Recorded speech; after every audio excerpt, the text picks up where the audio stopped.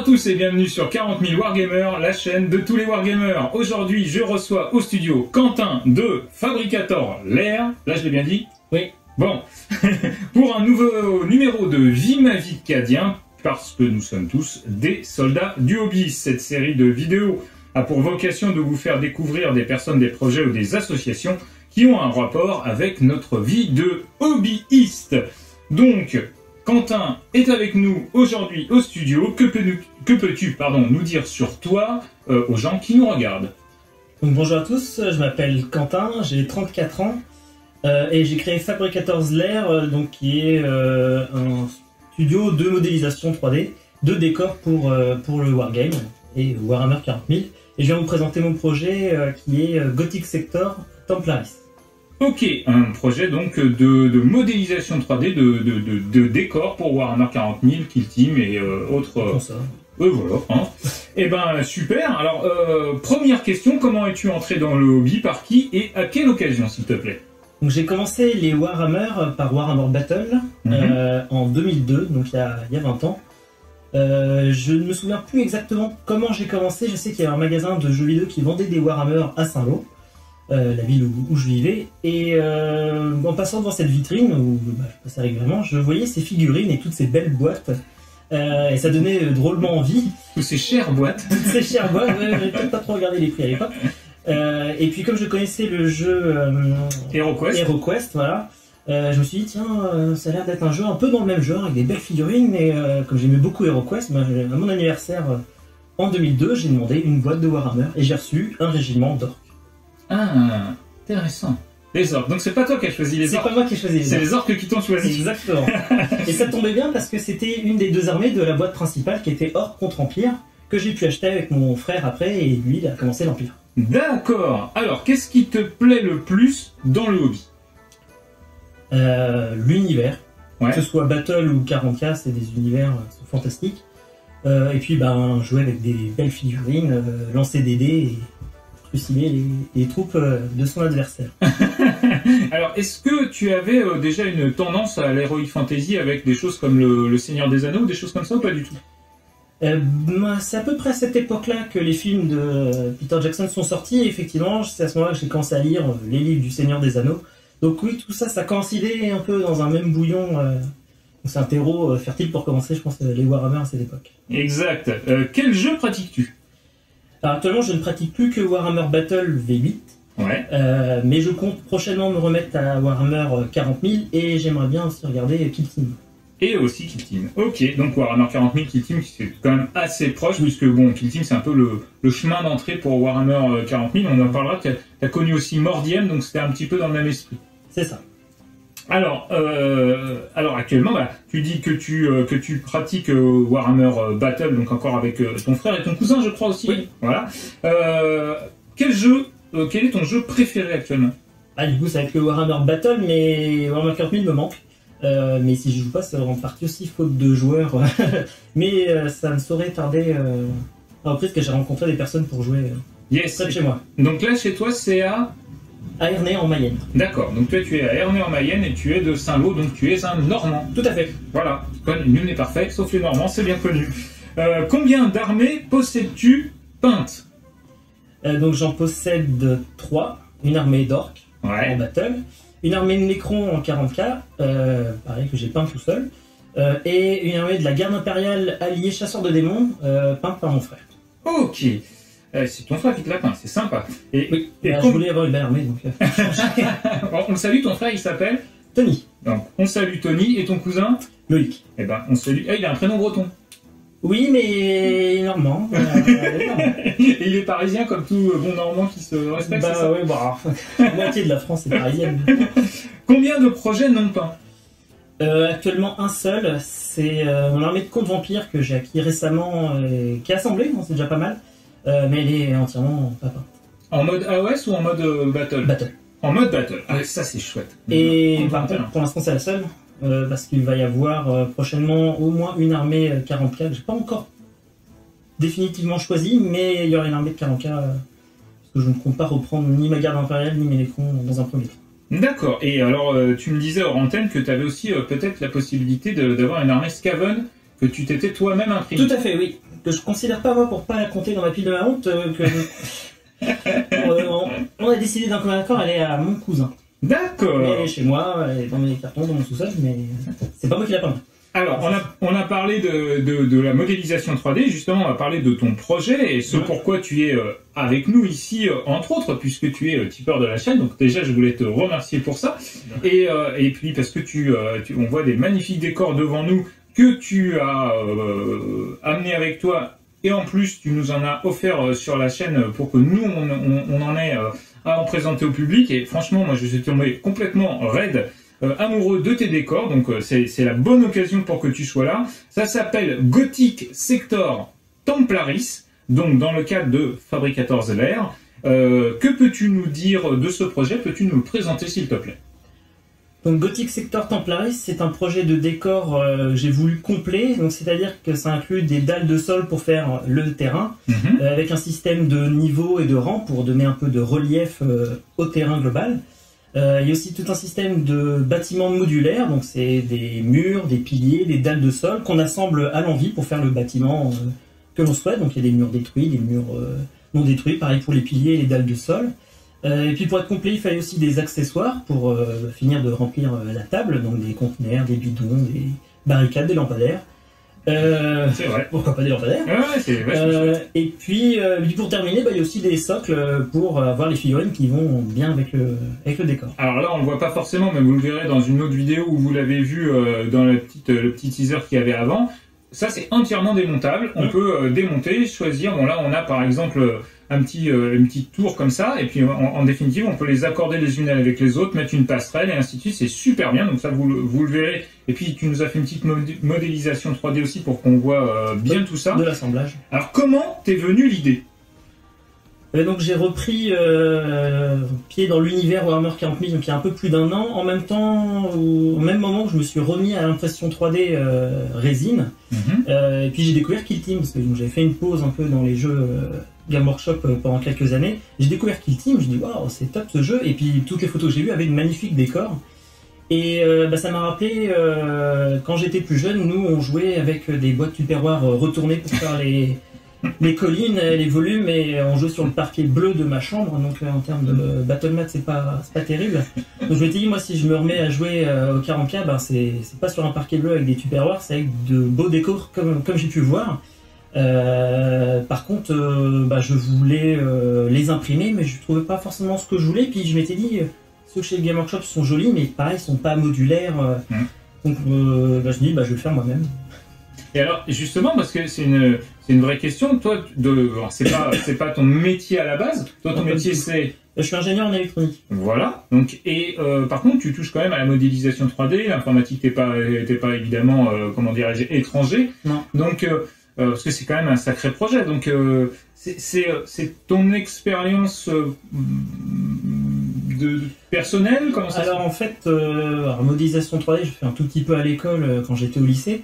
Mais j'ai commencé l'impression 3D il y a 4 ans maintenant, et déjà à ce moment-là, j'avais commencé à modéliser quelque chose, des bonhommes, enfin des bonhommes, ouais, pas des figurines à ce niveau-là, mais des bagues, enfin des petits bijoux, des petits objets, et voilà, c'est comme ça que j'ai commencé à mettre les pieds dans la modélisation. Alors c'est vrai que je suis pas encore au niveau pour faire tout ça, mais l'envie d'apprendre et de progresser, c'est souvent ça qui me motive, hein.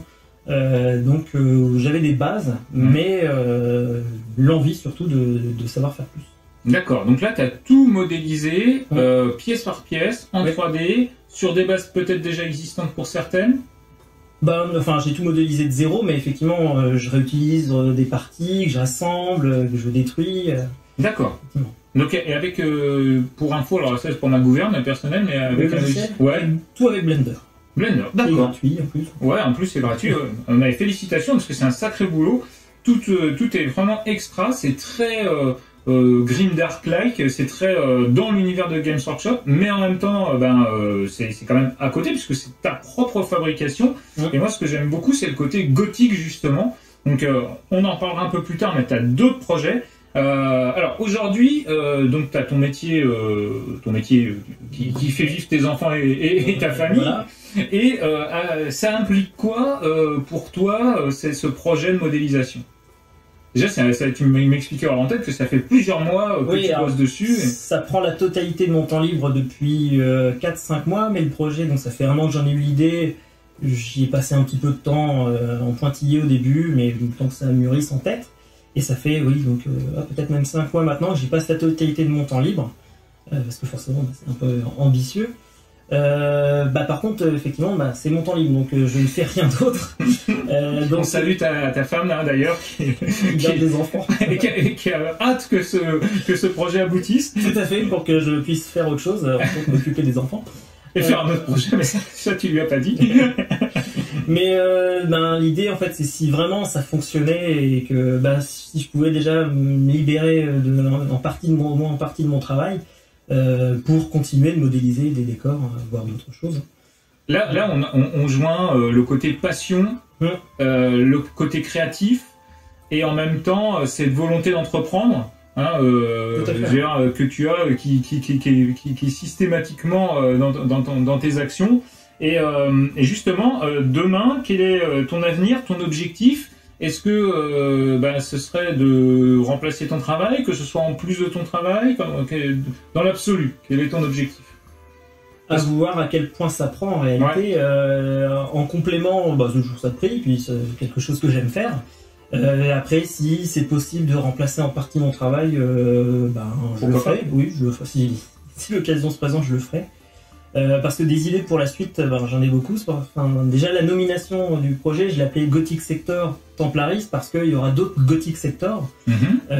Et puis, il y aura aussi j'imagine, des Xenosectors avec des décors typés des races de Warhammer 40K. Et voire même des Chaotic Sectors avec un peu des décors comme j'ai déjà fait, mais corrompus par les 4 dieux du chaos. Yes, alors ça c'est génial. Et on va quand même noter, parce qu'on ne l'a pas dit, c'est que c'est dans le cadre d'un Kickstarter qui, au moment où on tourne cette vidéo, va se lancer donc au mois de novembre. Début novembre, oui, le 3 novembre. Voilà, et donc vous avez bien sûr les liens dans la description de cette vidéo. On va aussi, pour que vous compreniez bien, la modularité des décors que vous voyez permet de créer par exemple une cathédrale. Ou de créer des décors qui vous permettent de jouer en format WTC si on veut, avec des bloquants, ainsi de suite. Donc vraiment cette modularité, elle apporte plein de choses parce qu'elle peut apporter une logique de fluff, de lore ou de narration dans vos parties. Donc moi j'ai trouvé ton projet absolument super, et j'espère que effectivement ton Kickstarter sera suivi. Alors on va le noter, c'est un Kickstarter pour pouvoir obtenir les fichiers qui sont imprimables aussi bien en filaire qu'en résine. Tout à fait, c'était designé pour être compatible des deux technologies. Ouais, alors j'ai vu à la fois ceux qui sont en filaire et à la fois ceux qui sont en résine. Honnêtement, une fois peint, il n'y a vraiment quasiment aucune différence, si ce n'est évidemment le coût d'impression qui est moindre actuellement en filaire, mais qui dit que la résine demain sera pas encore moins chère que le filaire, on ne sait pas. Et donc dans ton Kickstarter, il y a toute une partie où en fait les gens vont avoir des bundles, des choses comme ça. Tout à fait, donc j'ai prévu, il est possible d'acquérir les fichiers STL 3D pour faire l'impression chez soi.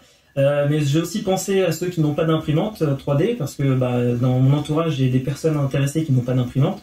Donc pour eux, j'ai prévu aussi des kits, 4 kits différents qui permettent d'assembler des bâtiments imprimés en résine. Donc à un coût évidemment différent. Bien sûr. Bien sûr, c'est évident. Mais ça, c'est vachement bien parce que ça veut dire qu'effectivement, les associations ou les personnes qui n'ont pas une imprimante à portée de main ou qui, comme moi, savent pas bien s'en servir ou ainsi de suite, du coup, ils ont un produit clé en main. Honnêtement, moi, j'ai reçu ton produit comme si j'avais été un client, comme si j'avais été ton premier client, en fait. Et c'était mon premier client. Et c'est super bien. On a passé d'ailleurs une journée de montage avec Volkern, que vous connaissez sur la chaîne, à monter tout ça et tout. Et c'était... franchement, c'était à la fois du maquettisme, à la fois on était déjà dans la projection du jeu en se disant « Ah ouais, mais là, si on fait ça, on va pouvoir monter la figurine là. Là, il faut qu'il y ait une rampe, il faut que ce soit réaliste, ceci, cela. » C'est génial, c'est complètement modulable. On peut les coller si on veut. On peut ne pas les coller pour garder la modularité. Il y a cette souplesse de la résine, quand même, dans ce que tu nous as apporté, qui permet effectivement sans que ça casse, de sortir, entrer, ainsi de suite.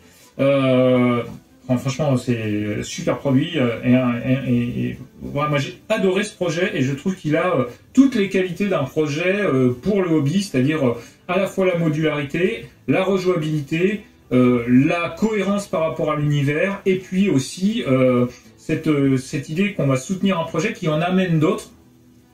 Et en plus le côté narratif, donc vraiment super projet. Donc on rappelle Fabrication Lair, et là le projet qu'on vous montre c'est Gothic Sector Templaris.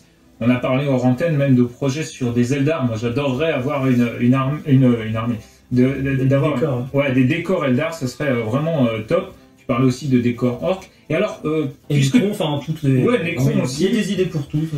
Et alors. Chose intéressante, tu joues à Battle et t'as pas eu l'envie de faire des choses pour Battle?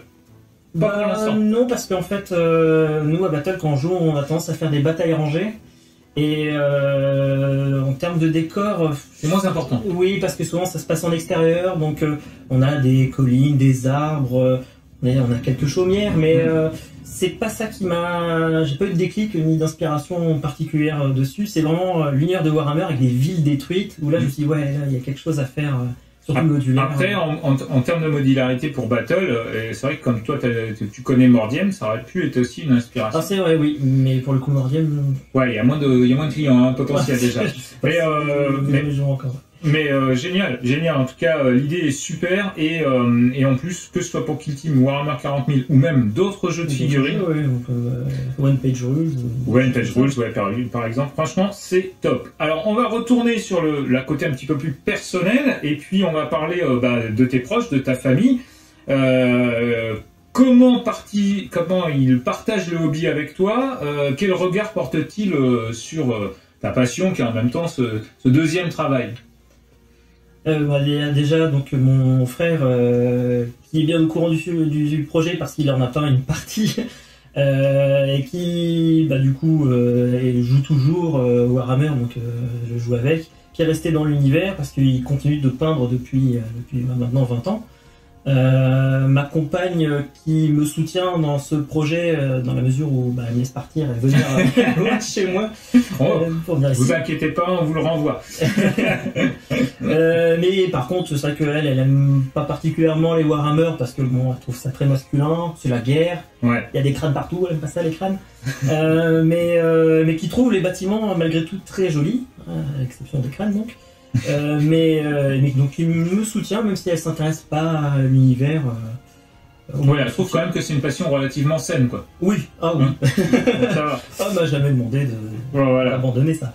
Et ensuite mes enfants, ils sont tout petits encore. Tout petits, oui, mais j'aimerais bien instiller quelques graines dans leur esprit pour. T'as deux filles, c'est ça qui s'appellent Capucine et Apolline. D'accord. Capucine et Apolline. Moi, je peux vous dire, il y a une armée de sorts de bataille, là, il a dit ça, ce sera pour mes filles plus tard. Exactement. Et alors, tu me parlais de ton papa qui était artisan d'art, de menuisier d'art, c'est ça? Qui était béniste d'art. Béniste d'art, pardon. Et alors lui, alors bien sûr, c'est pas tout à fait la même chose, mais quelque part, on est dans la création, de ses mains, et ainsi de suite. Mais comment il voit ça?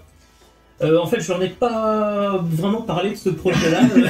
Par contre, les Warhammer, il nous a vu jouer avec depuis tout petit. Il nous a, je pense, jamais trop pris au sérieux parce que c'est pas trop son truc. Par contre, il nous a aidé à fabriquer nos premiers décors. Et ouais, c'est ça. Et oui, par contre, qui pesait une tonne en fait, parce qu'à base de bois massif, tout collé dessus, donc la table difficile à transporter. Et puis avec des décors vissés dedans, donc en fait, si on voulait pas modulaire du tout. En fait. Ah ouais, d'accord. Ouais. C'est pour ça que tu as décidé de faire du modulaire. Oui, voilà, c'est vraiment. C'est en réaction. Et joli, donc pas des boîtes de Tupperware ni des décors en bois très lourds vissés dans le dur. Mais voilà, il nous a aidés et puis je pense que c'est ce côté manuel qui m'a transmis. Ouais, carrément. Donc ça, c'est génial. Comment te vois-tu dans le futur? Quel hobbyiste penses-tu devenir quand tu seras vieux? Quand je serai plus vieux, j'espère pouvoir jouer avec mes filles. Ouais. Même si je choisis pas sœur de bataille, elles ont autre chose. Mais non, j'aimerais bien pouvoir jouer à ça, puis que Fabricator's Lair se soit développé et que j'ai pu faire en fait des décors pour chacune des armées de l'univers. Ah bah ça, on te le souhaite et ce sera avec grand plaisir, parce que franchement, étant donné la qualité de ce que tu as déjà produit, J'ai hâte vraiment, on te suivra avec très très grand intérêt par rapport à ça parce que c'est vraiment top. Et ouais. C'est le premier prévenu. Ah, merci, c'est gentil. Et donc, tu vois, quand t'es un peu plus jeune que moi, donc quand je serai un vieux, je suis déjà un vieux, et quand je serai encore plus vieux du hobby, voilà, j'essaierai de réussir à monter. Je t'aiderai parce que c'est vrai qu'en tremblant, ça. Alors, vous voyez qu'entre un Breton et un Normand, ça se passe toujours bien. Alors, quel est ton plus grand désir dans le hobby? T'en as un peu parlé, c'est jouer avec tes filles peut-être? Oui, voilà. Oui, parce que elles sont encore petites, c'est des filles, et c'est vrai que j'ai actuellement encore un peu de mal à jouer avec, parce que c'est beaucoup axé sur les poupées, les Barbie, jouer avec des petits-enfants, enfin c'est pas trop... j'ai du mal à accrocher à ça, hein, bizarrement. Donc j'aimerais pouvoir partager ça avec elles, parce que c'est une activité du coup je pourrais faire avec elles bien sûr. À volonté et de bon cœur, donc ça serait... Ouais, il y a de fortes chances que ça puisse prendre. Et d'ailleurs, que ce soit dans le jeu, parce que le hobby est multifacette, que ce soit dans le jeu, ou que ce soit dans la peinture, ou que ce soit dans la création. Voilà, la création, tout à fait. Exactement. Donc ça, c'est plutôt une belle volonté. Donc ça, c'est ton plus grand désir. Et évidemment, je pense que l'idée, et je pense que pas mal de hobbyistes sont dans ce cas-là, de se dire qu'à un moment, tu vas jouer sur une table que tu as toi-même créée, avec tes enfants que tu as toi-même créé aussi. Oui, vous l'avez créé à deux. Oui, mais puis comme c'est modulaire en plus. Quoi, les enfants? Non, mais justement, comme les décors sont modulaires, effectivement, même. Il y a le côté Lego aussi, ouais. Voilà. Ouais, bien elles sûr. assembleront, elles auront aussi, comme toi quand t'as assemblé, elles se disent, ouais, je pourrais faire ça. Ouais, bien sûr. Les bonhommes ici, c'est ce que j'espère qu'elles feront. Et ton plus grand regret dans le hobby? C'est mon armée d'orques de Warhammer Battle, parce que, comme tu l'as dit, je l'ai pas choisi. C'est pas finalement une armée que j'apprécie beaucoup, hein, ça fait des années que je la joue plus. Parce qu'ils m'énervent en fait. C'est pas eux qui me faisaient rêver. Hein. Enfin, après, l'herbe est toujours plus verte chez le voisin. Hein, parce que moi j'avais des orques et puis quand je lisais le livre de règles, elles avaient l'air toutes plus sexy que mes orques. Il n'y a pas d'animosité, pas de trucs comme ça. Il y a beaucoup de force, des armes de tir qui marchent mieux. Enfin, voilà, de la cavalerie. Un peu plus. C'est vrai que les orques, par rapport à un esprit cartésien comme le tien, qui est très normé, machin, c'est vrai que les orques c'est un peu le bordel quand même. Voilà, c'est pas trop mon esprit. Mais t'as quand même été, tu les as peints et tout, donc. Puis je les ai joués longtemps avec eux, donc et j'ai gagné avec. Hein. Ah bon? Parce que j'ai de la chance au dé. Mais il doit être content ton frère. Mais il est au courant. Il n'a pas de chance au dé, donc. Voilà. Hein, quand on n'a pas de technique, il faut y aller à la zob. Exactement. Alors, ta meilleure anecdote, justement, ton meilleur souvenir dans le hobby? C'est pas très vieux, mais donc, comme je disais, j'ai repris il y a 1 an, avec une armée de contes vampires flambant neuve. Une armée qui me faisait rêver depuis très longtemps, parce que... Elle est magnifique en plus. Oui, et puis à voir jouer, parce que je l'avais déjà vu à l'action, ça avait l'air indestructible. Donc on a joué contre mon frère et son empire et son chaos, mais lui c'est des armées qui jouent depuis très longtemps, qu'il maîtrise, et en fait contrairement à moi et mes contes vampires, et en fait on a fait une première partie où je me suis fait rouler dessus, mais je prenais en main. Après j'ai bien relu, bien réfléchi, je connaissais enfin son armée, là tout partait bien pour gagner. Puis en fait j'ai oublié, fallait pas que je donne mon général, parce que s'il meurt, chez les contes vampires c'est un peu embêtant. Ouais. J'ai oublié, et je lui dis tiens, je vais charger son général. En fait c'est un général du chaos, cheaté comme souvent. Ouais, burné, voilà. Ouais. En fait il m'a one shot au tour d'après, et donc j'ai perdu un quart de mon armée juste dans le tour avec les tests qui disparaît pas, et ça a fini de nous faire perdre tout le contrôle du terrain. Enfin, on a perdu alors qu'on est en train de gagner bien. Bon, mais c'est marrant que tu sortes une anecdote de défaite. Souvent, les gens, ils avaient une anecdote de victoire, mais là, ça prouve ton fair play, donc... puis ça reste en travers, mais... Ah bon, t'as donné rendez-vous à ton frère pour la suite. Oui, j'aurais potassé mieux mon livre. Mais en tout cas, c'est une super armée, les contes vampires. Alors, juste une petite question, pour le coup, parce que c'est pas évident aujourd'hui de réussir à trouver les figurines pour faire du battle. Alors, on sait que dans AOS, il y a quand même beaucoup de figurines anciennement Battle V8 pour les contes vampires, donc on peut retrouver des figurines. Ouais. Et là, comment tu t'es débrouillé? T'as occasion? Alors, non, parce que justement, au début, je voulais acheter de l'occasion, c'était plus cher que d'acheter du neuf. C'est ça. Hein. Sous prétexte que c'est assemblé ou pro-painted. Ouais, ou aussi simplement parce que c'est très difficile à trouver des figurines. Non, mais même des squelettes ou des zombies. Hein. Ouais. Qui sont encore... Donc en fait, j'ai tout acheté neuf. Ah ouais? Chez Game Workshop. Globalement, je trouvais les mêmes unités. Par contre, il y a les nuées d'esprit, ça n'existe plus. Donc j'ai dû acheter, alors, je connais pas les noms chez AOS, mais une figurine équivalente. J'ai fait des nuées avec ça. Dans les Night Hunt, il y a des choses qui sont tout à fait équivalentes. Tout à fait, un genre de nuée avec 3 têtes de fantômes, j'ai pris ça. J'ai pensé à la même chose, parce que j'avais envie de m'en faire une aussi de Conventir, et je trouvais que, effectivement, avec des espèces de petits proxys à l'intérieur de la gamme Games Workshop. Ouais. Et ben, j'ai eu acheté ça. Les spectres des cairns, j'ai pris autre chose. Après, j'ai imprimé quand même des chauves-souris géantes. Ouais. Un modèle que j'ai trouvé sur internet. En plus, les anciennes, elles n'étaient pas très belles. Non, elles n'étaient pas jolies, là, elles sont très jolies. Et donc, à part ça, je me suis débrouillé. Mais en fait, j'ai utilisé le site de 9e âge. Qui liste des proxys pour tous les types d'unités en fait, donc ça peut être pratique. Alors 9e âge, non, vous êtes resté à Battle V8 vous. Oui. Ouais, d'accord. Bah, comme nous. donc très bien. Eh ben écoute, on a hâte à l'occasion de voir ça, de jouer ensemble et tout, ce sera un vrai plaisir. On va passer maintenant au questionnaire hobbyistique, au portrait chinois, qui est un petit peu la marotte de cette émission. Donc c'est si tu étais, donc c'est tiré en fait du questionnaire de Proust, hein, bien sûr, un peu la bouillon de culture à l'ancienne. Donc c'est si tu étais, enfin c'est si vous étiez, mais on va dire si tu étais, parce que quand même on peut se tutoyer. Donc si tu étais un mot dans le hobby. Ça serait fabricator. Eh ben oui. Ça donne les noms. Ouais, excellent. Si tu étais un livre dans le hobby. Ce serait Mechanicum de Laurus Hérésie. Ok. Pourquoi particulièrement? Déjà parce que le Mechanicus, c'est comme on va dire, c'est des ingénieurs. C'est à ceux auxquels je m'identifie le plus, même s'ils sont beaucoup transformés. Et puis c'est un livre qui marque parce que c'est tellement la chute de toute la technologie de cet univers. Ça fait mal au cœur en fait, hein. Ce livre il fait mal au cœur de voir toute cette technologie disparaître et s'entretuer. Moi c'est un livre que j'ai beaucoup apprécié.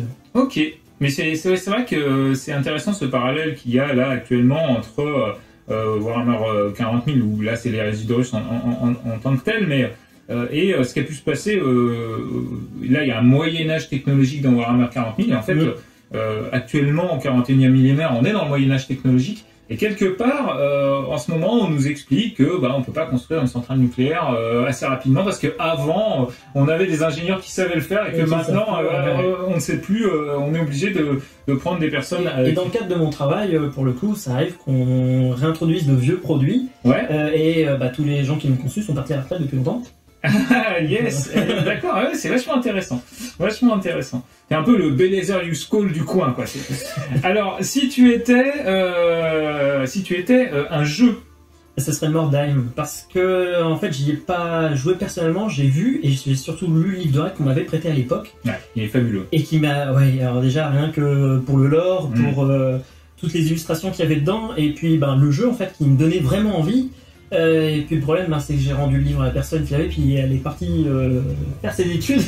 J'ai jamais recroisé le joueur de Mordheim en fait, mais c'est un jeu, j'aimerais qu'il le réédite en fait pour pouvoir. C'est vrai. Pouvoir y jouer. Alors,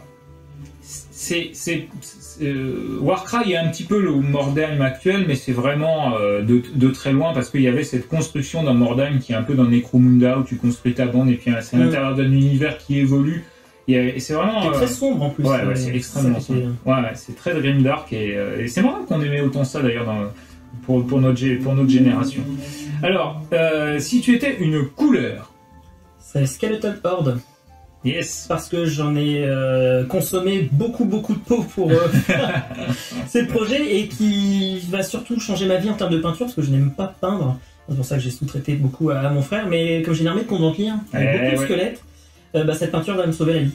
Et c'est marrant parce qu'on en parlait en interne encore, mais c'est vrai que la peinture contraste a permis à des réfractaires de la peinture, parce qu'ils n'avaient pas ils n'avaient pas la fibre pour ça, de se dire mais attends, là je peux y arriver parce que en une couche, on a quelque chose qui est tabletop, qui est jouable. Voilà. Donc super. Skeleton Horde, bien joué monsieur. Si tu étais une faction, ça les Convampires. Même si pour l'instant j'ai que perdu, mais j'en ai rêvé des années. C'est un univers que j'aime bien, les zombies, les squelettes, c'est rigolo. C'est très cool. Yes. Si tu étais une unité hors personnage, ce serait le géant des orques. Ah oui. Parce que j'ai quand même joué beaucoup les orques et le géant, c'est l'unité qui m'a jamais déçu. D'accord. Voilà. Celle-là ne s'est jamais barrée. Non, même si elle est décédée, déjà c'est toujours en tombant du bon côté. Voilà. Et puis, non, j'ai toujours... En écrasant, et oui, parce que pour ceux qui savent pas, quand un géant tombe, en fait, il a une empreinte sur la table et il va faire des blessures et des dégâts sur lesquels il tombe. Ami ou ennemi. Donc voilà, lui il est toujours tombé du bon côté. Là, c'était une grande force de battle aussi, ce genre de règle. Alors, si tu étais un personnage, ça serait Grimgor, boîte en fer. Parce que pour le coup, il avait du charisme. Puis c'est lui qui avait inspiré un peu le général que j'avais fait pour mon armée d'orques. Oui, puis c'est un des rares orques qui tient la route. Si tu étais un bruit dans le... Alors, non, pardon, si tu étais une règle, un stratagème ou un sort, Là, ça serait la danse de Mork. la danse de Mork. Parce que quand on arrive à le caler, eh ben, on n'est jamais déçu. Voilà, là, on peut regarder son adversaire, lancer des dés. Bon, si on couple ça avec un peu de chance, on amortit bien ça. Et alors, tu nous en as pas parlé tout à l'heure, mais c'est vrai que tu parlais de la déception dans le hobby. La déception, c'était les Orcs Force 3, mais on va revenir un petit peu plus tard. Et si tu étais un bruit dans le hobby, ça serait le bruit des pages, des codex ou des livres d'armée qu'on passe son temps à tourner pendant la bataille, parce que moi je retiens très mal les règles, encore moins le nom des règles. Donc en fait, ah oui c'est ça, je pense que c'est ce qu'on entend le plus en fait. Alors toi qui travailles dans le numérique, tu n'es pas passé à la tablette, parce que du coup il n'y a pas de bruit quand on fait... Non, ouais, bah, j'aime les livres, je collectionne des bouquins, des BD, et non, j'aime le livre physique. Ouais, c'est vrai, pareil. Je sais pas pourquoi, mais c'est pas pareil. Parce qu'on achète un objet, alors qu'en numérique, on achète pas un PDF. C'est pareil, hein, mais c'est le fait de... Il y a l'effet visuel même, simplement, un petit peu comme les vinyles, les grandes pochettes des vinyles. Quand tu as un bouquin, un format BD en plus, hein, oui, c'est voilà, sur une tablette, c'est grand comme ça. Ça on projette moins son esprit, hein, c'est clair. Si tu ne faisais pas de hobby, qu'est-ce que tu ferais? Je serais probablement en train de modéliser des maisons de poupées pour mes filles, à la demande de ma compagne. Alors je lui ai dit, il y en a beaucoup qui répondent de sport, elle m'a dit ah non, moi pas sport. Non, il y a peu de chance. Il n'y a plus que ça à faire sur Terre pour que j'en fasse, et encore... Donc les maisons de poupées pour madame. Voilà. Petit clin d'œil. Donc faites que mon projet réussisse, que j'ai pas à le faire.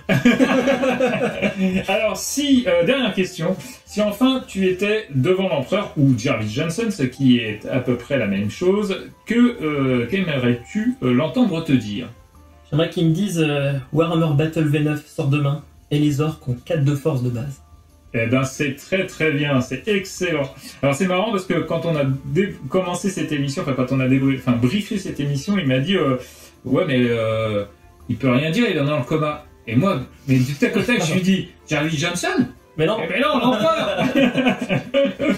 Alors en tout cas merci beaucoup d'être venu au studio Quentin et de nous avoir présenté ton projet. Donc on rappelle Fabricator's Lair, je vais y arriver. Et donc le projet qui s'appelle Gothic Sector Templaris. Voilà, en Kickstarter à partir du début du mois de novembre. Le 3 novembre. Et allez-y, hein, n'hésitez pas, allez sur la page qui est dans la description de cette vidéo, allez voir ce projet Kickstarter, soutenez-le si vous en avez la possibilité et les moyens. En tout cas, je peux vous dire que c'est un super produit, c'est pour une association, c'est top. Si vous êtes un petit groupe de joueurs, c'est top. La peinture est très facile, le montage est agréable, et puis en plus c'est vraiment, ça ouvre toutes les possibilités avec, comme on le rappelle, la partie où il y a simplement les fichiers. Voilà, la possibilité d'acquérir seulement les fichiers ou d'acquérir des modèles en résine. Donc foncez, ça je peux vous dire que, enfin moi j'ai adoré, après chacun verra, mais moi j'ai trouvé super bien. Je vous rappelle donc que tous les liens sont dans la description de cette vidéo. Je sais pas si tu as un site ou une page Facebook, pas particulièrement, si Si, j'ai une page Facebook et un Instagram. Eh ben, les liens sont aussi dans la description. Donc n'hésitez pas à y aller, à faire des retours à notre ami Quentin, à lui dire ce que vous aimez, ou vos idées, et ainsi de suite, parce qu'il a aussi plein d'idées et il y aura sans doute plein de choses qui arriveront après ce Kickstarter-là. Bah oui, avec, bah oui, de toute façon. Merci encore de t'être prêté au jeu pas si facile des questions faites par Lordo Oblistratum. Merci de m'avoir invité. Eh ben, c'est un plaisir, et tu m'as contacté, et ce fut un plaisir d'échanger avec toi par téléphone, et de se voir, et que tu viennes au studio. Si vous avez aimé cette vidéo, n'oubliez pas de mettre un petit pouce en l'air, de vous abonner à la chaîne, et de la partager sur les réseaux sociaux, c'est important. Si vous voulez soutenir la chaîne, vous pouvez le faire par son Tipeee, comme le fait d'ailleurs très bien Quentin. Et dans ce cas-là, vous pourrez bénéficier de nombreux